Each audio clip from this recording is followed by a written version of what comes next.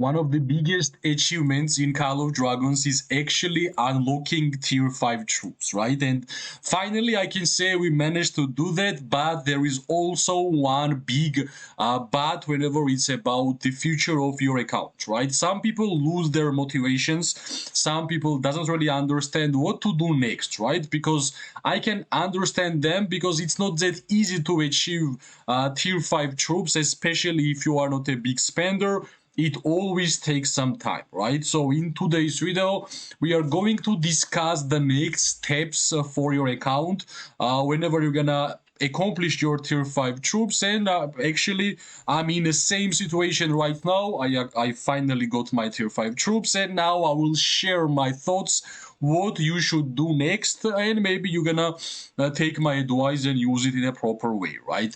First of all, since we achieved tier 5 troops, it means that we have some gems which we are going to spend in the game, right? And the reason behind that is, of course, we don't really have to spend gems on treaties and arrows in order for us to unlock tier 5 troops, right? And trust me, we are going to have a lot of free gems when we don't have to spend them on treaties and arrows. Because of that, I believe looking at your VIP shop actually matters, right? And depending on your VIP level, it will be determined how well you are going to spend your gems on VIP shop, right?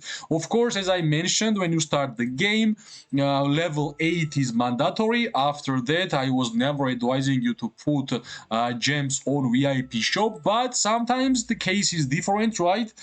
For me, I'm level 12 and I'm only missing 30k gems in order for me to get level 30, right? And level 30, level 40 actually. I just need for 30k gems to get level 40, and it will be massive because I will be able to get 2 legendary tokens per reset, and it actually helps your boost, right? Because I believe whenever you're gonna unlock your tier 5 troops, one of the main things which you can actually do in the game is to work on your heroes, artifacts, war pets, and such, because simply you will have some free gems. And I believe when you go to tier 5 troops, you have to start working on something else because only tier 5 troops won't gonna be enough for you to compete against strong players, right? So, depending on your level, depending if you are tier 5 or not, you are going to spend your gems here. Not only because of these pretty cool additional perks and 2 legendary tokens, also you are going to unlock the speed ups, which, well, at first you're gonna unlock the reserve legions, then you're gonna unlock 24-hour speed ups, which is, I believe, one of the items which are bought really frequently, and almost all the players are buying these ones, especially full tier 5 players. And let's not forget, G4 token is also a good way to add strength to your heroes, right? Since we basically started speaking about heroes, I believe when you unlock your tier 5 troops, one of the main things which you have to do is to start working on your heroes even more and even better, right? And let me introduce you why. So, as we mentioned, we don't spend gems on treaties and arrows because we are tier 5. It means on lucky spins events, we will be able to use our gems in order to increase the levels of skill levels of our desired heroes, right? First of all, it actually matters who is your main troop type. For me, it's archers. Maybe for you it's mages, cavalry, or infantry, depending on your playstyle, right? So basically, if you are a mage player, I would highly advise you to max out Yun Ming. And Yun Ming is also basically a lucky spins hero. And yeah, you will be able to use your gems on lucky spins pretty frequently. At least get like 10 spins in order to get like 5 guaranteed custom hero tokens. And maybe you will get lucky and you will get 10 tokens from the lucky spins or some legendary tokens, which is always nice to have. let's not forget that in the lucky spins we have a chance. So, like for example, in 23 spins, I will be guaranteed to get the legendary 10 tokens of my desired hero, right? So basically, unlocking tier 5 troops gives us more gems to spend on lucky spins, and I believe if you are level upping your main heroes for your PvP open field, you are giving your account a huge boost, right? And not only through the lucky spins, there is also Wheel of Destiny, and for every single troop type, there is like one of the most mandatory heroes which you kinda have to awaken, right? You kinda have to put levels. And let me tell you which are those heroes which are pretty mandatory for every single troop type, right? As a archer player and as a having a highest experience in archers, I believe having Magrat and Zaida Awakened, Magrat at least on 5551 is one of the most mandatory things for archer players, right? So if you just gonna use your legendary tokens on Zaida to awaken and make Magrat 555, trust me, you already have a hero pair for archers, which is going to help you to get a lot of merits. Plus, we all know that Magrat and Zaida can be workable with mages also, which means it will be nice if you're gonna have this hero pair. For cavalry players, I believe having Urag and Tobin is one of the most mandatory aspects for their gameplay.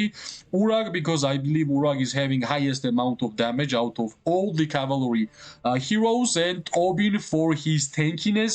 I believe before Tobin, there was not any army groups for cavalry. Tobin came out, the tankiness came out, and plus army groups got introduced, and it got like perfect match for cavalry players because they were lacking some damage, they got Urag, they were lacking some tankiness, they got Tobin. So if you are going to be planning to be a cavalry main, understand that these two heroes are one of the most mandatory heroes which you can actually build, right? For the infantry, well, we have a couple of choices here. Goresh and Skogul, especially because they are G2 hero pair, it will be early for you to unlock them, and making Goresh 5551 and Skogul Awakened will be a good choice, and trust me, you're gonna use this hero pair for a long time. For the late game and for the current seasons where I am right now, Kuma and Lake 1 will be the primary choices. Kuma for open field PvP, Awakening Kuma would be a great choice. Lake 1 for amazing rally, one of the best rally heroes, infantry heroes we are having in the game currently, right? For mages, there is a different choices, right? If you are going to spend your funds in the game, Awakening Lilia would be always a great choice. If not, trust me, Young Ming is the most primary choice for every single mage player, and if you have not tried Young Ming in open field or even have not seen how well they are performing against any enemy, it's infantry, cavalry, archers, or whoever, what's important is to know how to play with mages. Now you are going to get too much merits from this hero pair because he actually has everything, right? Young Ming with Gromara is another choice, Young Ming with Sandalin, Wellin, basically this hero will be usable with every single hero pair, every single hero which mages have, right? So let's have a small summary. Whenever you're gonna unlock tier 5 troops, spending your gems on your heroes is really important. And never forget that grind never stops, right? New heroes always comes out.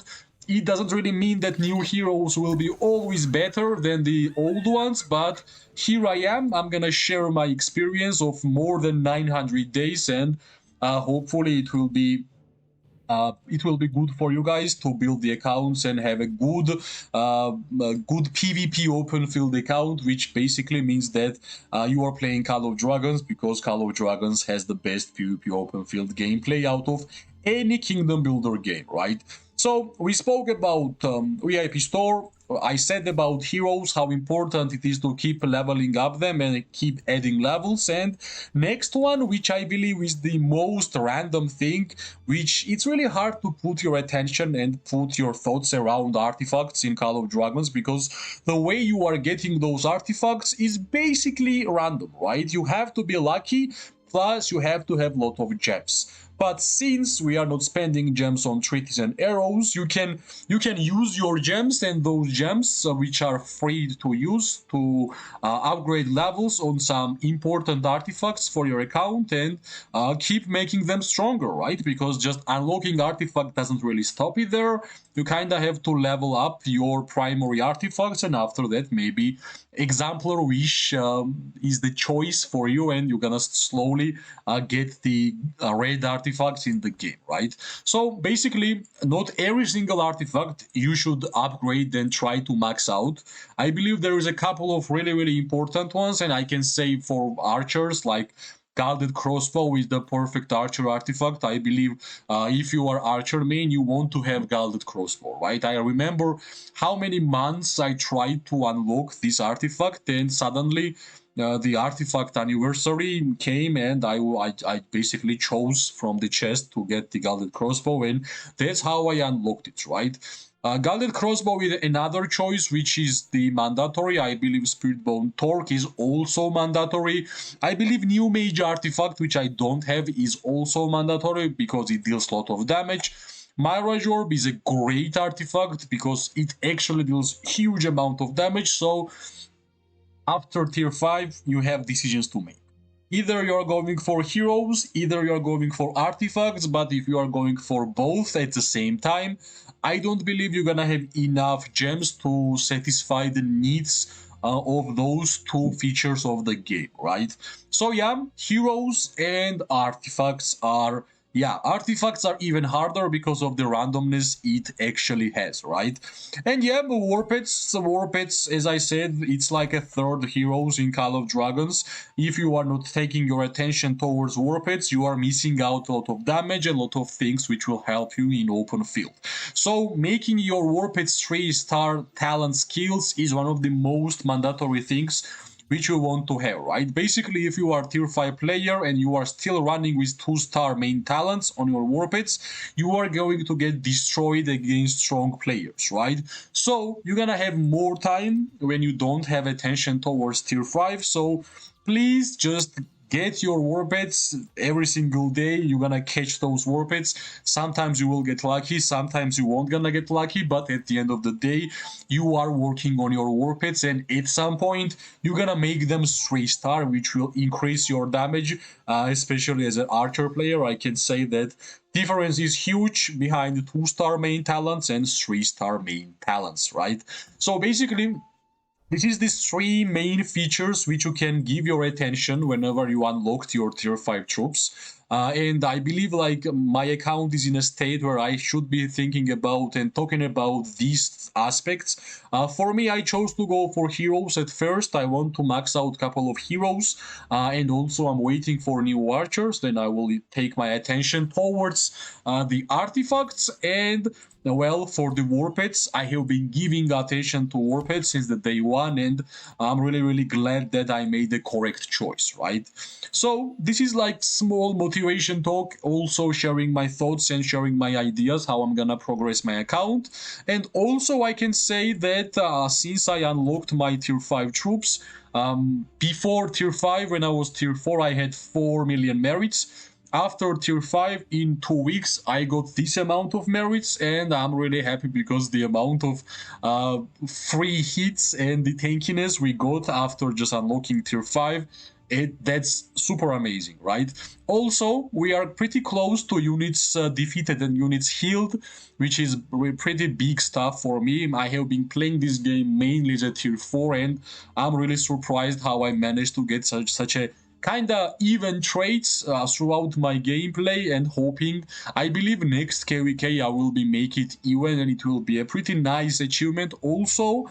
And next achievement for me will be to get 1 billion units defeated in open field, which will be a huge achievement for my account. Hopefully it won't gonna take another 900 days to get this achievement, right? So basically, when you unlock your tier 5, game is not over, you are just starting, right? Hopefully this video was interesting and you understood more ways of making your account strong. And if it did, press like, subscribe, share. It always gives me more and more motivation to make more content for this game. I wish everybody an amazing day, morning and night. we are going to see each other really, really soon. Bye bye and good luck.